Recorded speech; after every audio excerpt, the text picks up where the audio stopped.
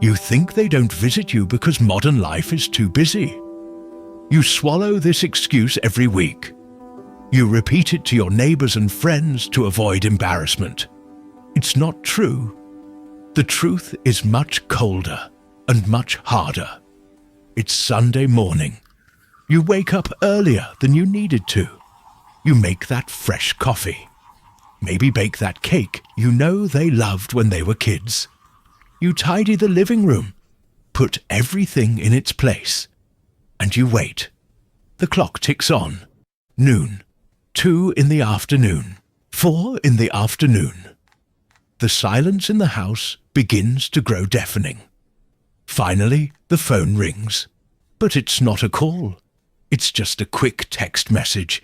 Dad, Mum, it's been a crazy week. I'm exhausted. I won't be able to come over today. Maybe next week, okay? You look at your phone screen. Your chest tightens. But you smile, swallow hard, and type back. That's okay, my son. The important thing is that you're okay and working. Rest. You forgive them. Again and again. You sit in your armchair, look at the untouched table, and feel that invisible pain you swore you'd never confess to anyone. You convince yourself that their success requires this sacrifice. You tell yourself it's the fault of the modern world, of the traffic, their boss. But let me tell you a secret that no one in your family dares to look you in the eye and say. They're not that busy. They have time. They make time for soccer on Saturdays. They make time for the gym. They make time for long lunches with co-workers they barely know. They make time to binge-watch TV series for 6 hours straight on Sunday afternoons. They make time to scroll through their phones, laughing at strangers' videos online, while your good morning message sits unread in the background. The problem has never been a lack of time. The problem is their priority list. And unfortunately, you have to accept this. You've been demoted on that list.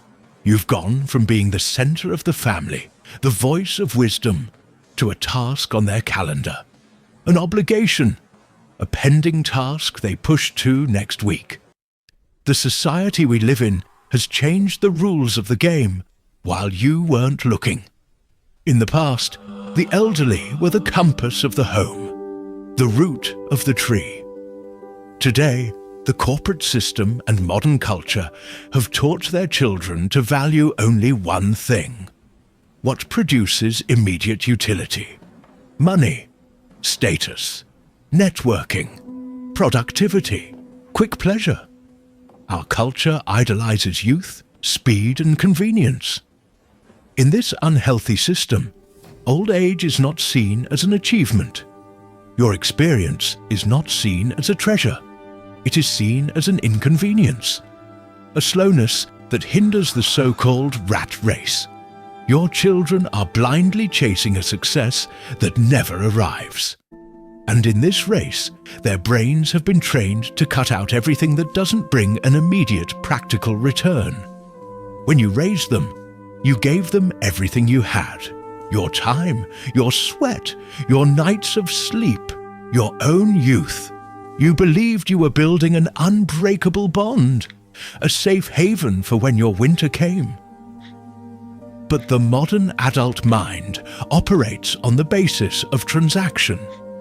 If you're not solving a problem for them right now, if you're not babysitting their grandchildren for free so they can work or go out, if you're not lending them money to cover the debts they've created, your presence, simply by being who you are, has no practical use in their world.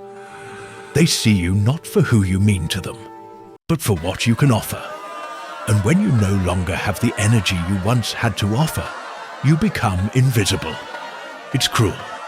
It's cold. It's inhumane. But that's exactly how the system programmed your family's minds. And what happens if you continue to ignore this? What happens if you keep making excuses for their absence? You'll keep begging for love. You'll keep accepting crumbs of attention and calling it a feast. You'll spend the most precious, peaceful, and wise years you have left, waiting for someone who doesn't come. You'll start to diminish yourself. When they finally appear, once every 2 months, you'll start walking on eggshells.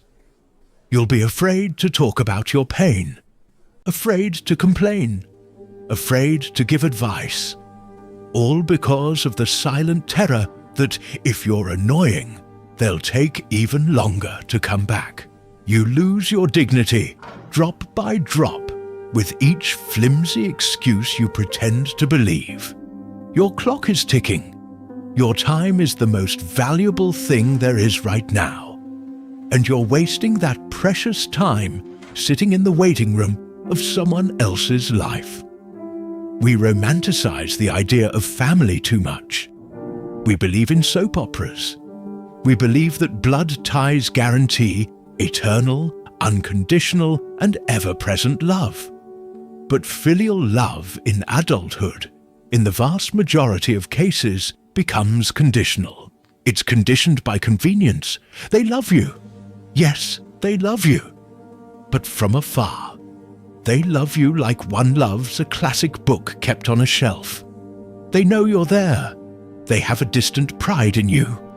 They get angry if someone tries to take the book off the shelf. But they never stop. Sit down and open the pages to read. You've already done your job. Your main mission is over. You created them, fed them, and released them into the world. And the world swallowed them. It's time to wake up from this spell. The constant pain you feel in your chest isn't because you're a burden. You're not a weight. The pain comes from your own expectations. You're waiting for the actors to return to a stage where the play ended long ago. Understand this, and your life will change today. You are not anyone's leftovers from their day. You are not anyone's weekend leftovers. You are not a charity visit. You are a survivor. You are the absolute master of the time that belongs to you now. Your life didn't end just because the birds left the nest and forgot the way back. What do you do now? You take back control. You stop justifying their absence to yourself and others. Stop calling first all the time. Stop sending long, nostalgic messages that are answered with a lame thumbs up emoji hours later. Stop baking a cake on Sunday if no one has confirmed they're coming. And if you do bake it, eat it yourself. If they text saying they can't come because they're too busy. Don't send long apologetic texts. Don't ask when they're coming. Just say, okay, and go live your day. Accept the silence of the house. Don't do it in anger. Resentment is a poison you drink, hoping the other person will die.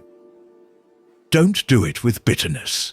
Do it with the absolute tranquility of someone who knows they've already delivered their part of the deal. Your conscience is clear.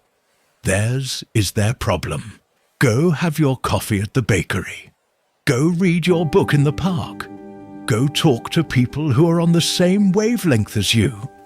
People who see your value now, today, and not just what you were in the past.